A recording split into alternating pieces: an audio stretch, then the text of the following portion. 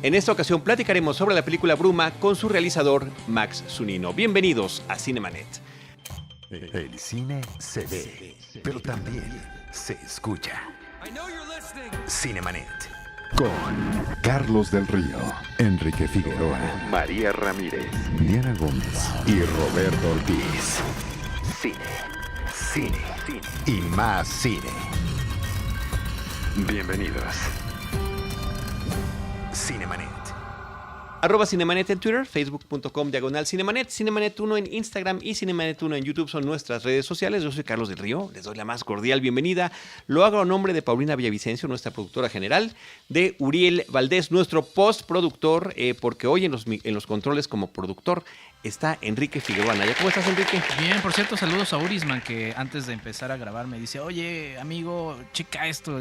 Sí, nos da todos los tips. Sí, pero me dice, chécalo con tus audífonos y no traigo Olvidaste audífonos, los Urisman. audífonos. Ese es el problema, la próxima, lo juro que sí, pero lo estoy viendo. No deberías de haberlo admitido así en público.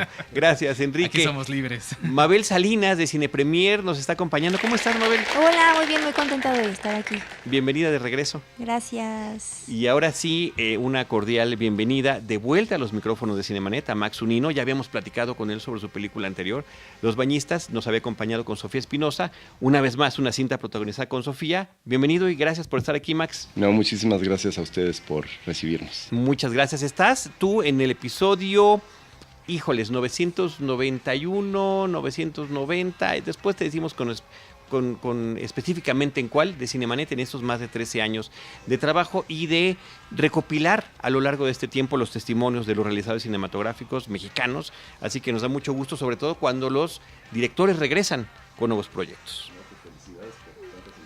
Felicidades a ti por regresar, porque tampoco es tan fácil que lo consigan los directores. Estamos contentos de tener esta segunda película y a punto de estrenarla ya en salas. Estupendo. Platícale al público, comparte por favor con el público de Cinemanet de qué trata Bruma, brevemente, nada más la premisa de la cinta para que podamos arrancar la charla. Claro, Bruma trata la historia de Martina, quien al descubrirse embarazada empieza a cuestionar su vida y su rol como mujer y como persona dentro de esta sociedad, y se da cuenta que no le gusta quién es.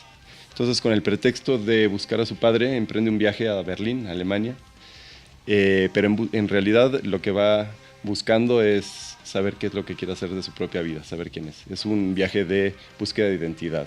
Uh-huh. La película tiene un prólogo en México.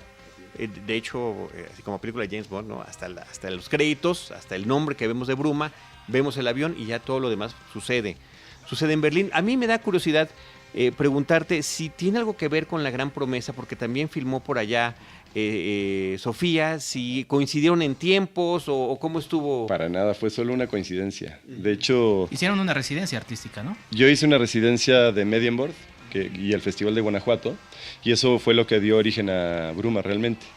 Era una residencia que no era para trabajar el guión de Bruma, sino para trabajar otro proyecto que tengo que aún no se realiza. Uh-huh. Y el proyecto estaba muy avanzado, entonces cuando me enteré, yo estaba con Sofía, estábamos en la Berlinale de ese año, porque ese año estábamos moviendo bañistas y me habían invitado al Talents y una serie de cosas.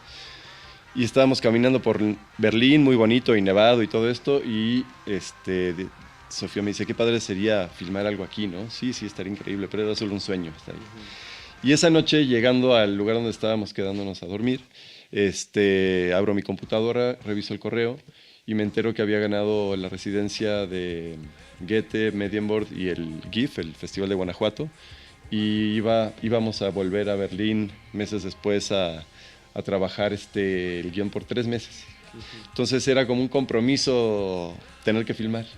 Volvimos acá, empezamos a trabajar, no nos iba a dar tiempo de hacer un guión propiamente, y hicimos una escaleta, bastante elaborada, pero escaleta nada más, y empezamos a ver qué podíamos hacer para filmar en Berlín. Y ahí coincidimos con César Ramos, que es el coprotagonista de la película, uh-huh. Es el personaje de Agustín, y a través de él contactamos actores, se sumó un coproductor alemán, y todo sucedió un poco mágicamente. Es de esos proyectos que tú los piensas y te empiezan a arrastrar, cuando generalmente es al revés, ¿no? Uno empuja los proyectos claro, hasta para que salgan, vuelo, sí, ¿no? Sí.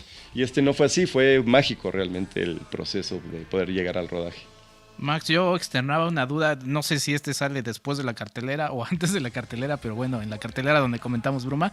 Ajá. Y esta duda porque se ve que experimentan también la película un poco como de México, cómo viven en una ciudad como Berlín, ¿no? Ujú. Pero me llamó la atención que visualmente no hay lugares tan reconocidos visualmente, ¿no? De Berlín. De Berlín. Digo, se menciona Alexanderplatz, que sí es un lugar turístico y demás, pero que visualmente quizá no lo tenemos tan en mente como es. Cuéntanos un poquito de esto. Ya Mabel en el episodio de cartelera también nos externaba un poquito como por qué podría ser, pero yo lo quería escuchar de tu voz. Claro, bueno, primero el modo en que abordamos Berlín fue desde el punto de vista del personaje que era el mismo que teníamos nosotros, o sea, turistas, ¿no? Que no conocen nada de la ciudad. Y el modo en que fuimos escogiendo las locaciones fue bastante random, fue parte de esta improvisación también, que no fue solo a nivel actoral, porque la improvisación es la técnica con la que le hicimos la película, ¿no? Teníamos esta escaleta que era nuestra estructura, nuestra columna vertebral como narrativa, y al interior de las secuencias improvisábamos, pero la improvisación no era solamente con los actores, improvisábamos en los lugares en que filmábamos, o sea, íbamos pasando por un café y decíamos, aquí podríamos hacer tal cosa. Entrábamos, decías, oye, ¿me das chance? Sí. Y no movíamos, o sea, los comensales o la gente que estaba ahí adentro, era la de verdad que estaba ahí, los que trabajaban eran los de verdad, y la iluminación no se alteraba tampoco, y trabajábamos con lo que había en ese momento, ¿no? O sea, Y con digo, no eso sé si es un nos spoiler, pero hay un adaptábamos. barista alemán que se enoja. ¿Se enoja? O sea, ¿sí sucede? Bueno, ese es un actor. El primero. Ok. Sí. Dije, estaría No, los padre que se actores son enojara. actores, pero están improvisando, todos ellos, ¿no?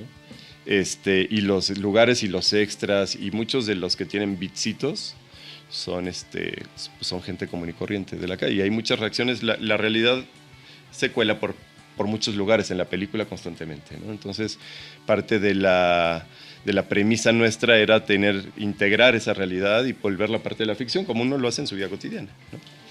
Y el modo en que escogimos los lugares también, porque algunos sí fueron seleccionados, pues fue muy bonito, porque algunos de los actores y gente que vivía allá, como el fotógrafo, que era pues parte esencial de nuestro equipo creativo, y Dieter, que hace el personaje de Angel, y bueno, y César, que es mexicano, pero vivía allá, acaba de regresar. Nos llevaron como a los lugares de la ciudad que para ellos representaban algo que les gustaba o que les gustaba simplemente más que otros lugares. Entonces, ese fue nuestro scouting y nos fuimos 5 personas en bicicleta a recorrer la ciudad, a que nos mostraran qué era lo que a cada uno le gustaba por alguna razón. Y eso fue el modo en que hicimos la selección de locaciones. Entonces, no son postales turísticas del Pero digamos Discovery que es la guía Channel, ¿no? alternativa. Pero, exacto, ¿No? podría ser una guía alternativa, eso sí. Que justo creo que va muy de la mano con el tipo de personaje que interpreta aquí Sofía. Me llama la atención que también las bañistas, ella protagoniza, y en ambos casos siento que es un personaje que está en una especie de crisis o de limbo existencial, tratando de encontrar como rumbo, ¿no? Sí. ¿Qué hay en esos temas que les llama tanto para actuar y para escribir y dirigir, ¿no? ¿Y cuáles serían como las diferentes diferentes vericuetos que fueron recorriendo en cada una de las películas al abordar el mismo tema? Claro, bueno, Bañistas era este conflicto, pero en medio de un conflicto mayor que era el social, ¿no? Era no solamente el personaje el que estaba en una crisis de identidad, sino una sociedad entera, ¿no? Había una crisis económica, había una crisis política, era una ciudad colapsada, ¿no? Lo que tratábamos de contar en ese momento.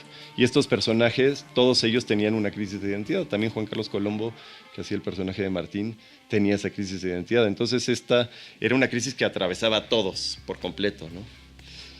En el caso de Bruma, me parece que una crisis más centrada en un solo personaje.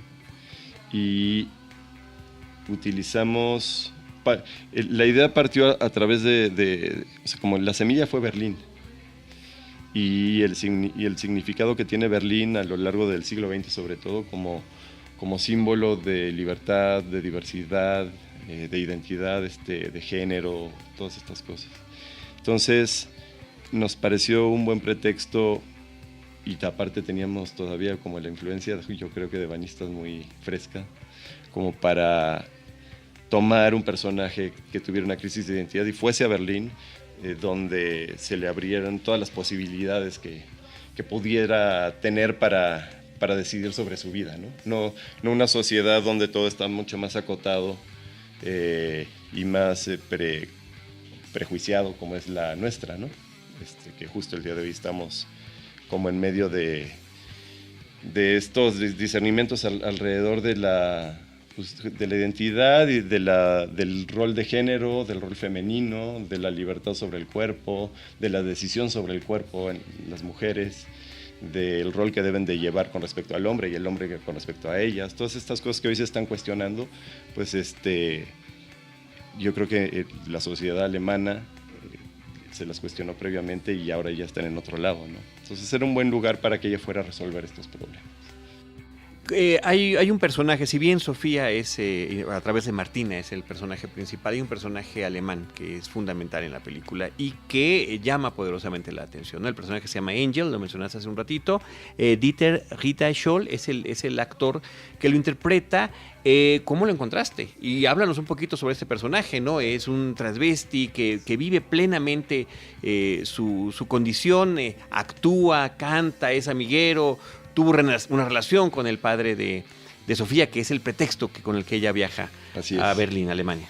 Así es. Pues fue un milagro encontrarnos a Dieter. Fue un milagro porque era un personaje que habíamos escrito en la escaleta mucho antes de saber que él existía.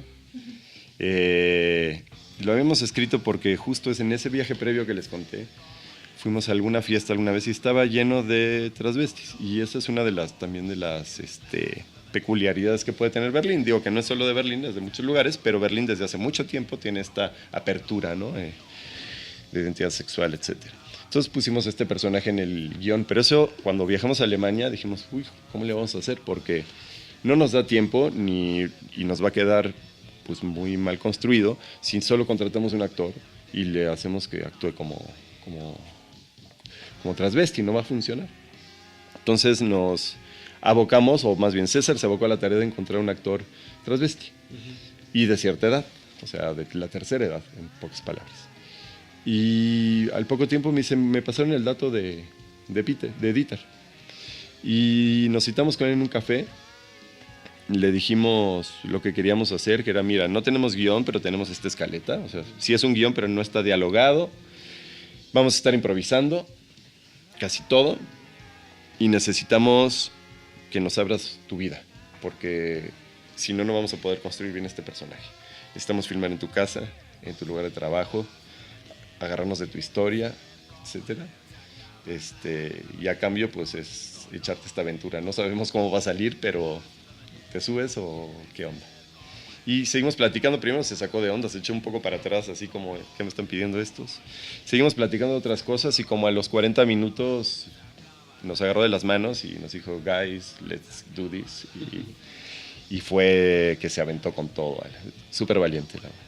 Y sí, en la película se puede ver el lugar en donde canta, donde se presenta el personaje, que es el lugar donde él trabaja, es como un cabaret donde él trabaja, uno de los tantos donde él trabaja, el que es su casa, la que es su casa, su departamento, es su verdadero departamento, es donde él vive, ¿no? Y toda esa memorabilia que tiene también es original. La memorabilia es original, es de una de sus parejas.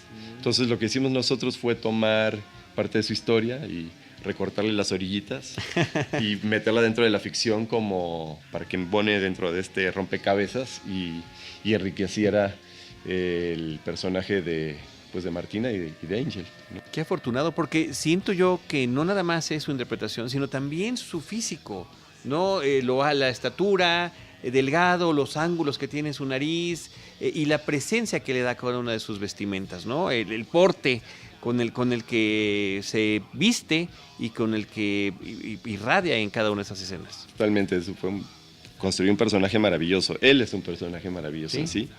Es esta fusión de realidad y así ficción, ¿no? Y eso es lo que tiene un poco la película en general. Es una ficción de base, pero toma muchos elementos de la realidad. Y para lograr eso teníamos que ser un equipo muy reducido, porque generalmente en las ficciones somos como paquidérmicos, ¿no? Somos muchos camiones y mucha gente trabajando y donde llegamos detenemos la realidad y la controlamos por completo, o la queremos controlar por completo, ¿no? Ponemos todos los extras, todo lo que sale a cuadro lo queremos controlar y lo que no sale tan bien, ¿no? Y bueno, eso es un modo de hacerlo y no es que esté mal, está muy bien hacerlo. Pero en este caso el ejercicio era otro.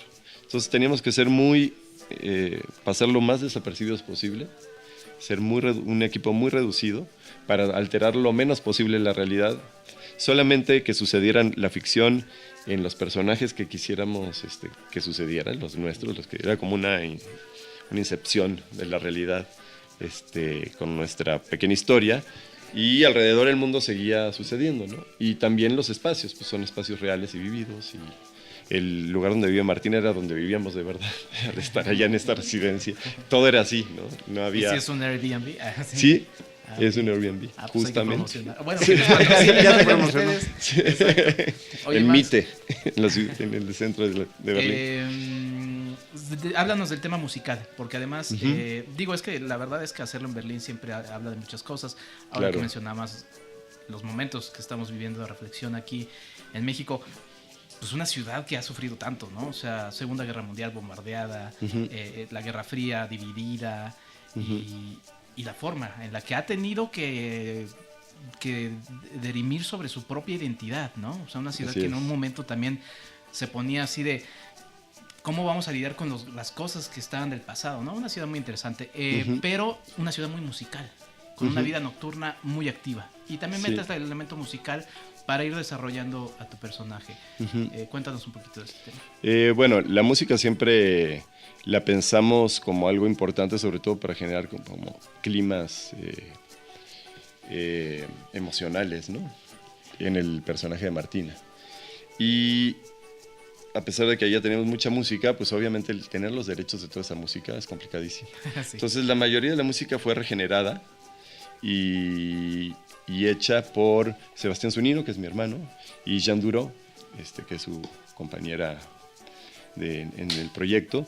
Y ellos hicieron no solo la música y el diseño sonoro de la película. Por eso es que se siente tan mezclado de repente y no sabes dónde termina algo que pueda ser diseño sonoro y empieza lo musical, ¿no?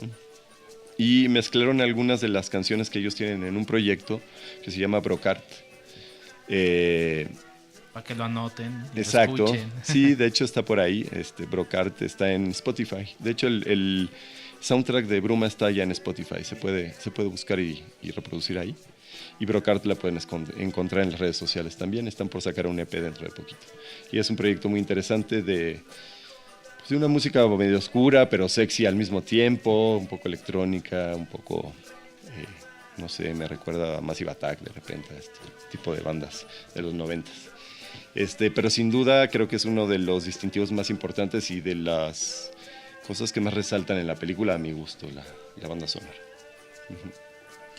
Max, ahorita justo que decía aquí que ya se ha mencionado un poco el tema sobre que estamos replanteándonos qué significa ser lo femenino, la vulneración de lo femenino y el respeto a las decisiones propias, ¿no? Sobre nuestro cuerpo. Me llama mucho la atención, o no sé si es parte de la mentalidad del personaje, o a ver tú ahorita que me dirás, pero es un momento en el que por lo regular las mujeres cuando quedamos embarazadas lo que queremos es como el apapacho materno, como no refugiarnos, no estar solas, no sé qué. ¿Qué los hizo llevar, o qué, además de la oportunidad de irse a Berlín obviamente, qué hizo que el personaje, o sea, que Martina dijera, es mi momento para estar sola, cuando es un momento en el que por lo regular alguien o usualmente se busca refugio, ¿no? Claro, yo creo que busca refugio cuando tienes un refugio. Pero si en ese sentido la pareja o la madre no significan un refugio para ti, no puedes buscar refugio donde no hay un refugio. Entonces, en la película tratamos de plantear justo que la madre está muy inmersa en sus propias broncas como para pelarla. Y por otro lado, la pareja está en una dinámica que ella está cuestionando si quiere estar con él o no. Entonces, el refugiarse con él pues sería resignarse a esa vida. Y eso es a lo que se revela el personaje. Por eso es que huye.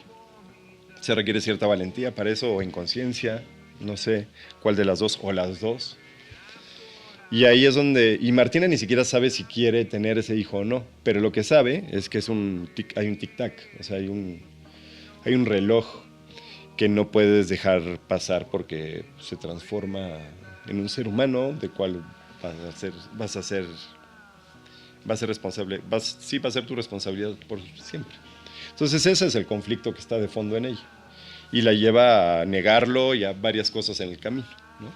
Hasta que toma su decisión al final de qué hacer, ¿no? Pero el refugio justo lo encuentra, yo creo que a lo largo de este proceso, el refugio lo encuentra con Angel, que es el personaje más maternal dentro de la película, ¿no? Es quien tiene realmente el rol maternal, más que su propia madre, ¿no? Y hasta paternal. Sí, en ese sentido tratamos de que todos los personajes no fuesen maniqueos, ¿no? No fuese, porque también cuando ves a Agustín, mucha gente después de ver la película dice, pobre Agustín, cómo lo maltrata esta mujer. Y pues también tienen razón. O sea, ¿por qué? Porque las cosas no son negras y blancas y no somos héroes y villanos y víctimas y victimarios nada más. O sea, somos mucho más complejos que eso. Y en ese sentido es que tratamos de que la película tuviera un poco, a pesar de que es una historia muy sencilla y tiene un arco muy sencillo de trama, tratamos de que los personajes fueran un poquito más complejos y no fuesen nada más monofacéticos, ¿no? De una sola cara, que sea la buena, la mala, el feo, el tonto, el no sé qué, que hubiera un poquito más de complejidad, como somos, ¿no? Todos nosotros. Max, háblanos de otro tipo de complejidad y tiene que ver con la narrativa visual de la película, ¿no? El trabajo de fotografía. Ya nos platicaste esta fusión de un equipo compacto, realidad y ficción, pero estamos viendo una cámara en mano constante, un juego con la profundidad de campo, al menos 3 montajes que tienen que ver con la música, ¿no? 2 de ellos en los centros nocturnos, uno a la hora de estar probando ciertos vestuarios. Háblanos de ese trabajo que hiciste. Bueno, el trabajo lo hicimos con Christian Trielov, que es un excelente fotógrafo alemán. El objetivo era seguir a los personajes, ¿no? Tener esta lógica un poco como de documental, o esta estética de documental, de seguir a los personajes de cerca, seguir a Martina de cerca todo el tiempo. Esa era un poco la premisa desde la cámara, desde lo narrativo en la cámara. Y aunado a eso, había condiciones. Condiciones de producción. Justo la persona encargada de mi residencia era la comisionada de filmaciones de Berlín. Y venturosamente. Pero lo que me dijo ella, mira, si nos ponemos ahorita a sacar todos los permisos y todo eso, la verdad es que no te va a dar tiempo, se va a tardar muchísimo y no te vamos a dejar filmar en la mitad de los lugares que quieres filmar. Entonces yo te recomiendo que no infrinjas la ley, pero filmes sin tripiés, no pongas tripiés en la calle, no obstruyas la calle y de ese modo puedes filmar sin broncas, nadie te va a decir nada. Entonces, ya que queríamos estar cerca del personaje y que esa era ya nuestra premisa, pues luego sacar el tripié y ir en handheld, en cámara al hombro todo el tiempo, pues era el siguiente paso que era muy natural. Entonces, fue así que lo hicimos y donde sí rompimos el pacto con la comisionada, que era mi tutora, fue que nos metimos a muchos lugares ilegalmente, como el aeropuerto, el metro, un lugar donde salen al final que se despiden, que se ve como una estructura geodésica y medio rara, un semicírculo. Ese también fue un lugar que nos saltamos a las 5 de la mañana ilegalmente para poder filmar adentro. Fue toda una aventura realmente en la que tomamos nuestros riesgos, ¿no? Sí, totalmente. Fue cine de guerrilla. Pues viene como de chamarra color guerrilla, ¿no? Chamarra militar, verde militar. Sigue personaje. Sigue personaje, tal cual. No, y éramos un equipo chiquitito, o sea, éramos 5 personas. Más 2 o 3 actores y nada más. Yo cargaba la caja de lentes del fotógrafo, llevaba mi monitor que era pequeñito de 9 pulgadas, lo conectaba a la cámara cada vez que estábamos listos y llevaba en un iPad la pizarra que aparte hacía el script ahí, ¿no? Y eso Esas eran las cosas que llevábamos a todos lados y andamos por toda la ciudad. Había 2 personas de producción. Todos nos tocó hacer sonido en algún momento porque tuvimos muchos sonidistas. Y pues fue una gran aventura al final del día. Fue una súper aventura. Uh-huh. Max, coescribes el guión con Sofía. Así es. Que no hay crédito de guión, ya nos lo dijo varias veces. Está la escaleta, Claro. en el crédito de la película dice idea. Sí, ¿no? o argumento, o algo. idea, o historia, o algo así. De Max Sofía. Solino Ajá. y Sofía Espinosa. Pero lo sabemos. Ah, sí. No. Sí, no, y Pero, quisimos hacerlo de ese modo porque los diálogos pues son autoría de los actores que los dicen, realmente, ¿no? O sea, no... De repente había cosas... siempre hay dirección y corriges un poco el rumbo de la escena en la siguiente toma y en la siguiente y vas puliendo cosas. Pero las palabras eran de los actores, ¿no? Pero, por ejemplo, en este tema que decías de que no querías que los personajes fueran tan maniqueos, ¿no? Ajá. ¿Cómo fue este proceso de coescritura? Y platícanos un poquito de cómo manejas esto. Lamentablemente estamos acostumbrados a un cine en el que pues, todo es blanco y negro, ¿no? Uh-huh. Y pues somos seres humanos bien grises, ¿no? Sí, totalmente. Creo que ese cine, sobre todo, está en el cine industrial, ¿no? Pero el cine autoral, que hacemos muchísimas películas en México, es un poco más complejo en general y hay muchas voces muy diversas que tienen... que hablan de complejidades humanas, ¿no? Y digo, no, en ese sentido, Bruma no es una película pesada o que digas es introspectiva y es pues súper no sé, de conflictos para adentro, ¿no? Creo que es muy de trama y la acción en los personajes es lo que siempre te va llevando la historia para adelante. Sin embargo, quisimos mezclar estos rasgos y con Sofía eso era algo que teníamos desde el inicio, para que no se convirtiera pues en una película completamente naif, ¿no? Ya que también la trama sí es bastante simple. Si aparte simplificábamos mucho los personajes, iba a ser una peli súper naif. Y ahí es que empezamos a ensuciar un poquito a los personajes, a ponerles un poquito de negro y de oscuridad. Y, por ejemplo, un ejemplo de eso es la cleptomanía de Martina, ¿no? Es un rasgo con el que empieza la película, por el que pierde el trabajo. Después marca un momento con Angel donde te das cuenta lo que siente ella por el otro personaje, que es cuando le devuelve algo que le robó. Y al final de la historia, cuando parece que todo se cerró y que es un final feliz y que todo el mundo ya está en su lugar y tal, vuelve a robarle a una de las únicas amigas que tiene allá en Berlín, le vuelve a robar unos lentes y ahí cierra la película. Sí, me llama la atención eso, que ese tema no se resuelve, no se toca, No. simplemente es así, es parte de su personalidad. Totalmente. Y es que eso es.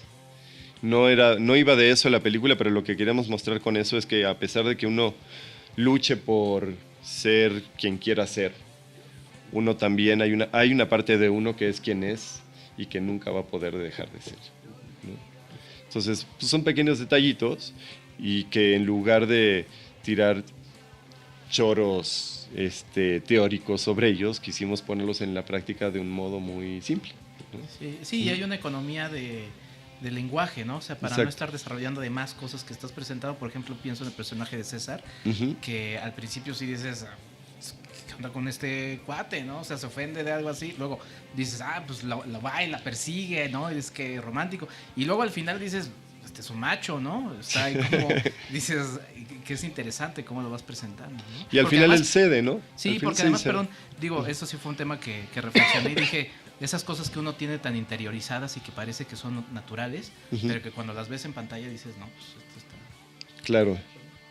Sí, porque, pues digo, esas prácticas creo yo que todos conocemos a alguien o nos ha pasado alguna vez, ¿no? Y no por eso somos malas personas. Pero pues tenemos una cultura que es de un modo y tenemos costumbres que son de un modo y tenemos reacciones que no siempre son las más bonitas también. Entonces, y no por eso tampoco somos unos criminales tampoco, ¿no? O sea, hay una escala en todos estos grises. Pero pues eso era lo que intentábamos, reflejar un poquito la complejidad de cada uno y que el espectador se acomode de acuerdo al que más siente cercano, ¿no? Muchas veces han tomado como antagonista a Martina dentro de la historia, ¿no? Mucha gente. Y se ha ido del lado pues, de Agustín, que es también natural que eso suceda. O sea, No, yo sí vi como heroína ella. Así. pues sí, digo, ella es la principal y la cámara va con ella, ¿no? Pero por cómo se comporta, Sí, claro. Sí, tiene matices. sí, Muchos matices. así es. Ahorita que decía igual Quique lo de cómo resuelves algunas cosas, me llamó mucho la atención, es que no sé si es spoiler, pero o cómo lo manejamos para no spoiler ni nada, pero ya hacia el final se introduce un personaje Ujú. que podría parecer de cierta forma medio ligado al objetivo. Ajá. Y es una escena en la que tú te mantienes con el plano muy abierto, muy lejano y todo, pero con eso nos dices absolutamente todo lo que pasó. Ujú. Después regresas a Dieter y cierras como ese tema. ¿A qué se debió eso? ¿Cómo se planeó esa escena? Un poco Esa me decisión. me llamó mucho la atención porque muchas veces los seres humanos buscamos algo y se mantiene como inalcanzable o lo encuentras, pero a lo mejor no es lo que esperabas. Entonces me llamó mucho la atención justo como para seguir como en la bruma, creo que al final es Claro. como la lección, ¿no? Sí, justo la decisión de mantener el plano lejano y no escuchar lo que hablan es porque en ese momento ella ya se ha dado cuenta que ese no es su objetivo, que es un pretexto. Entonces, pues el desarrollarlo hubiera confundido, o sea, hubiéramos desarrollado algo como que ella estaba llegando a meta con eso. Pero al mantenernos lejos y al no escuchar qué pasa y al que sea solo una escena y no seguir bordando sobre ese tema, nos hace ver que no era algo tan importante. Y es por eso que lo decidimos mantener así. De hecho, hice un par de planos. Yo sabía que iba así, pero hice más planos. O sea, esa la cubrí, porque aparte Harry Berry es un excelente actor. Y a la mera hora en la sala de edición decidimos que no. Incluso el audio que estaba grabado fue así como, no, bájalo. Y había subtítulos de eso, quiten los subtítulos. No. Y es por eso que justo con el lenguaje tratamos de mantener el acento y de comunicar finalmente, ¿no? Pero lenguaje visual, porque justo Lenguaje lo que visual. no tienes son los diálogos, no es el lenguaje Justo, hablado. claro. Ujú. Es tratar de restarle elementos y quitarle peso a la secuencia. Sí, y creo que es lo que le hace más interesante. Ajá. ¿No? Esa decisión y esa toma lejana, ¿no? Que menciona Mabel está muy padre.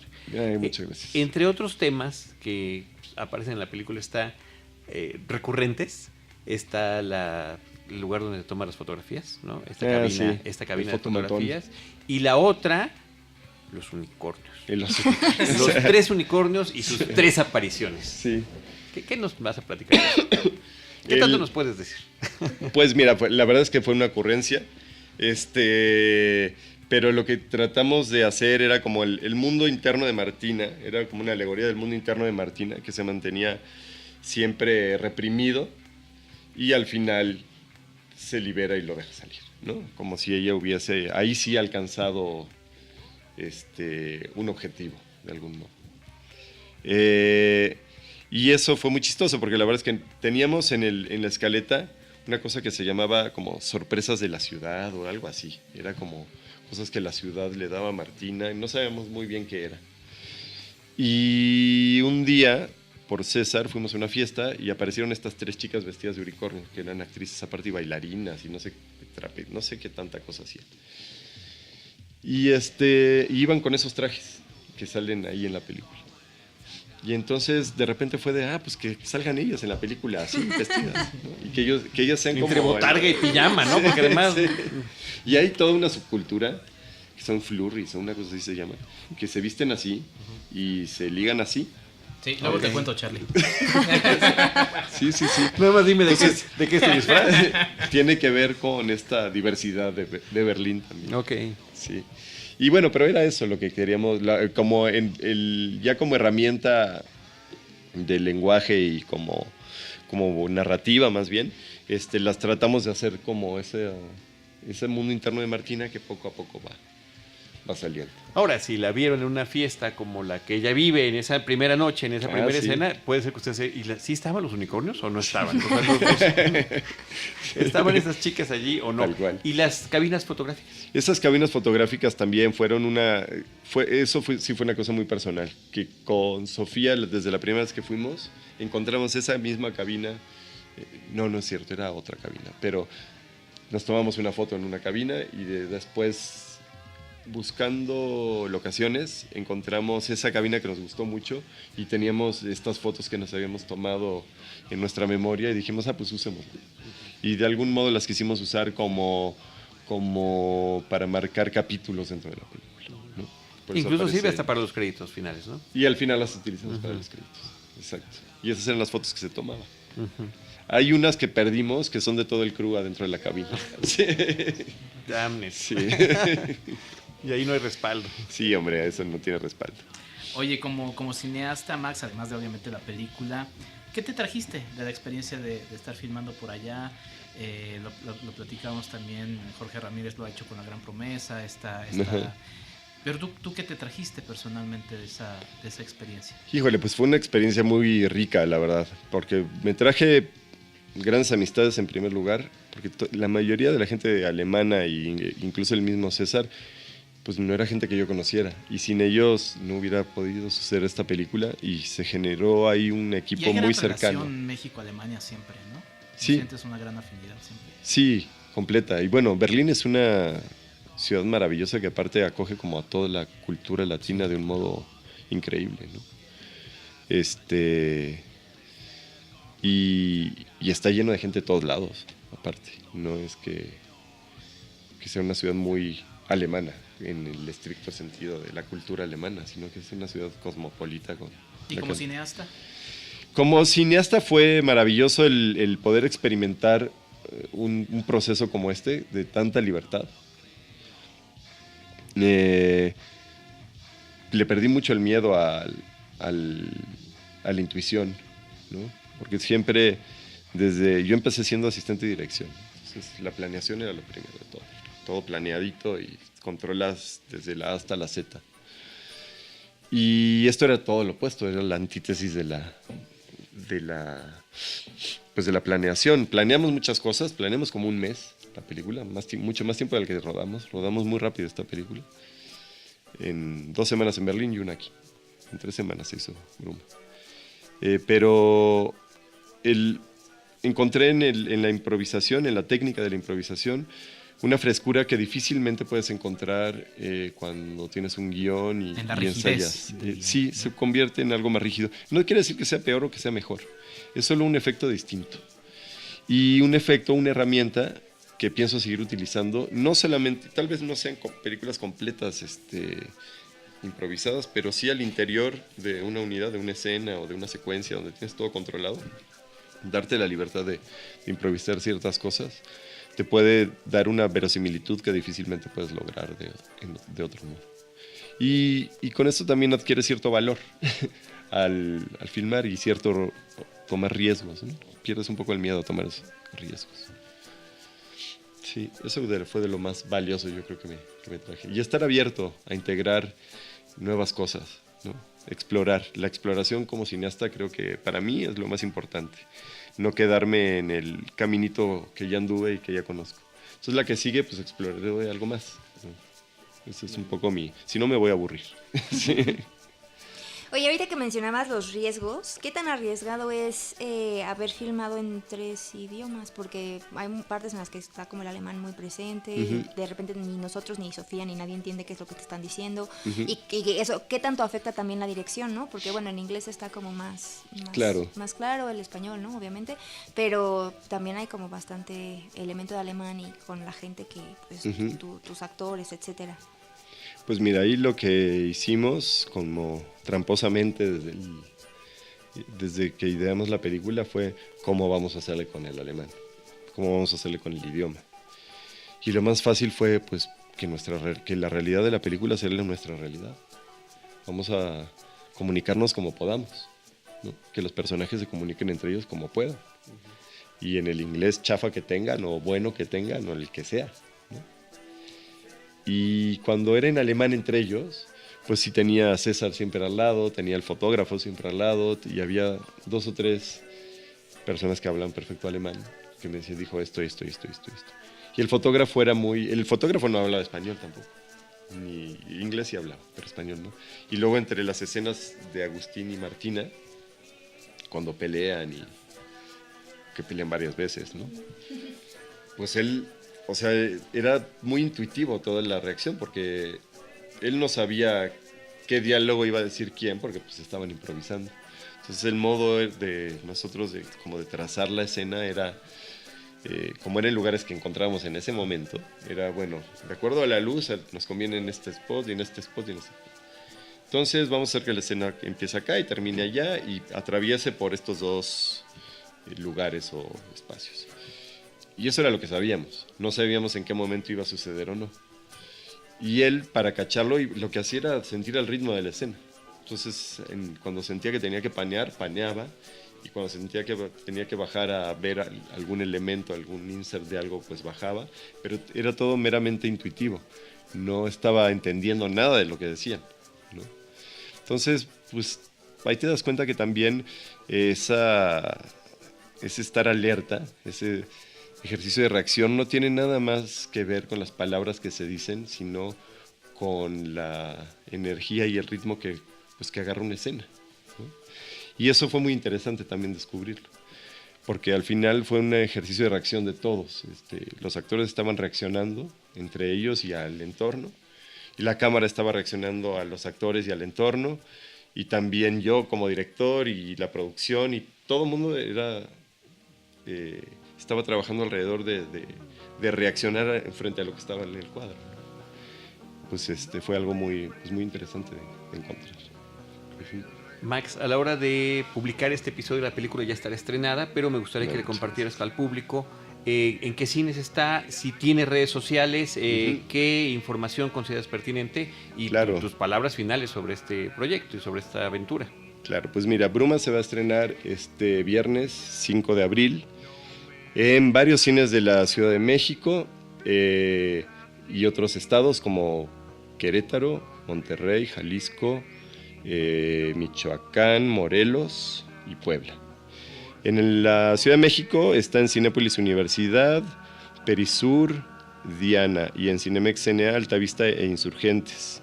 Va a estar también en la Cineteca Nacional, en el Cine Tonalá de la Colonia Roma, en el Film Club Café, en el IFAL, en la Casa del Cine y en la Filmoteca de la UNAM.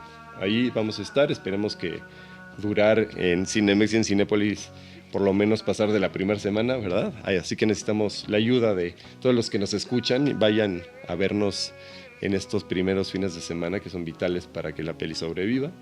Y si no llegan ahí, pues vayan a la Cineteca, que ahí sí seguro estaremos un buen rato. Un mes, ¿no? Más de un mes. Más de un mes. Sí. ¿Y redes sociales tiene la película? Tenemos redes sociales, estamos en Instagram como Bruma Film, estamos en Facebook también como Bruma-Film. Y ahí pueden enterarse de por dónde está recorriendo la película y pueden escribirnos y les contestamos con todo gusto. ¿Manejas cuenta de Twitter? Sí, Maxunino, con Z. De acuerdo. Danke, Herr Maxunino, por habernos acompañado y mucha suerte con este proyecto. Muchas gracias a ustedes por darle espacio. Muchísimas gracias. Mabel Salinas, tus redes sociales y dónde te encuentran. Estoy como @mapsalinas y también pueden ahí checar @en la butaca para más información. Y Cinepremier. Y Cinepremier. Y @Cinepremier. @Cinepremier, como dice Iván, con E al Cinepremiere, final. Ajá. Sí, Cinepremiere. Enrique Figueroa Anaya. Pues nada, un gusto haber compartido de cine con ustedes, un gusto haber compartido micrófono con Mabel y bueno, saludos a toda la gente que nos escucha y a todo el equipo Cinemanet. Muchísimas gracias. EnriqueF86, ahí seguimos hablando de cine. @EnriqueF86. Yo soy @Charlie del Río y les recuerdo que les estaremos esperando en nuestro próximo episodio con Cine y más Cine. Cinemanet. Con Carlos del Río, Enrique Figueroa, María Ramírez, Diana Gómez y Roberto Ortiz. El cine se ve, pero también se escucha.